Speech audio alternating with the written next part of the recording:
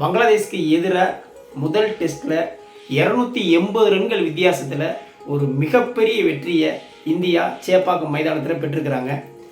இதில் India first இன்னிங்ஸில் 386 ரன்கள் அடித்தாங்க. இதில் ஒரு கட்டத்தில் 144க்கு 6 விக்கெட்டுன்னு இக்கட்டான கண்டிஷனில் இருந்த இந்திய அணியை அஸ்வின் செஞ்சுரி அடித்து காப்பாற்றினாப்புலன்னே சொல்லலாம். ரவீந்திர ஜடேஜா இதுக்கு கை கொடுத்து 86 ரன்கள் அடித்தாப்புல. இதை தொடர்ந்து ஃபஸ்ட் இன்னிங்ஸ் ஆடின பங்களாதேஷ் 149 ரன்களுக்கு ஆல் அவுட் ஆகிட்டாங்க. இதில் பும்ரா 4 விக்கெட் எடுத்தாப்புல. 227 ரன்கள் முன்னிலையோட ரெண்டாவது இன்னிங்ஸ் ஆடின இந்தியா 286 ரன்களுக்கு டிக்ளேர் பண்ணுறாங்க. இதில் ரிஷப் பண்டும் சுப்மான் கில்லும் அதிரடியாக ஆடி செஞ்சுரி அடிக்கிறாங்க.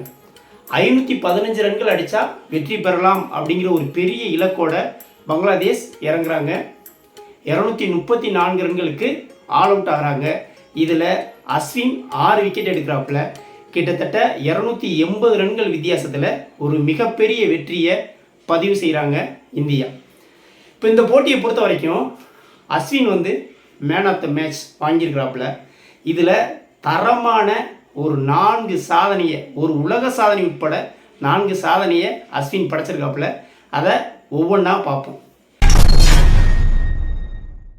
முதல் சாதனை என்ன அப்படின்னா, 4வது இன்னிங்ஸில், அதாவது ஒரு டெஸ்ட்டில் 4வது இன்னிங்ஸில் அதிக விக்கெட்டுகள் எடுத்த இந்தியர் அப்படிங்கிற ஒரு சாதனையை படைச்சிருக்காப்புல.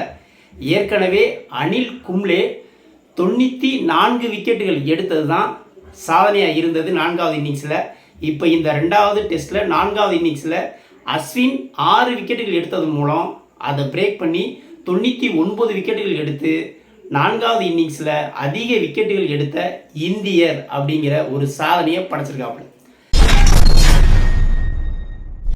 2வது சாதனை என்ன அப்படின்னா, அதிக முறை 5 விக்கெட்டுகள் எடுத்த பவுலர் அப்படிங்கிற அந்த சாதனையில் 2வது இடத்துல ஷேன் வார்னேயை சமன்படுத்தி 2வது இடத்த பிடிச்சிருக்கிறாப்புல. 37 முறை இது வரைக்கும் 5 விக்கெட்டுகள் ஹால் எடுத்திருக்காப்புல. இதில் ஃபஸ்ட்டு இடத்துல இருக்கிறது முரளிதரன், 67 முறை 5 விக்கெட்டுகள் எடுத்திருக்காப்புல முரளிதரன். 2வது இடத்துல நம்ம அஸ்வின் ஷேன் வார்னேயை சமன்படுத்தி 2வது இடத்த பிடிச்சிருக்கிறாப்புல.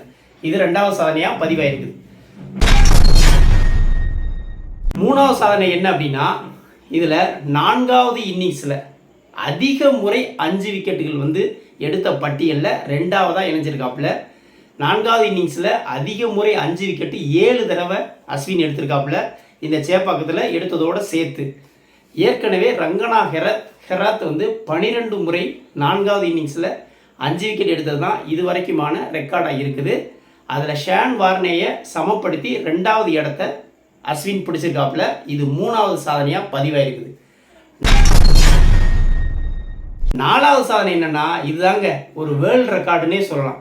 என்ன அப்படின்னா, ஒரே பிச்சில் 2 முறை செஞ்சுரி அடித்து 5 விக்கெட் ஹால் எடுத்த ஒரே பிளேயர் அப்படிங்கிற, வேர்ல்டுலேயே ஒரே பிளேயர் அப்படிங்கிற ரெக்கார்டை வச்சுருக்கிறாப்புல. இந்த சேப்பாக்கத்தில் 2021வது வருஷம் இங்கிலாந்துக்கு எதிராக 106 ரன்கள் அடிப்பாப்புல. அந்த டெஸ்ட்டில் 5 விக்கெட் எடுக்காப்புல.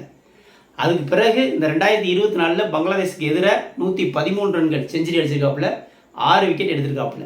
வேர்ல்டுலேயே ஒரு பிச்சில் 2 தடவை செஞ்சுரி அடித்து ப்ளஸ் 5 விக்கெட் எடுத்த ஒரே வீரர் அப்படிங்கிற ஒரு இமாலய வேர்ல்டு சாதனையை படைச்சிருக்காரு அப்படின்னே சொல்லலாம்.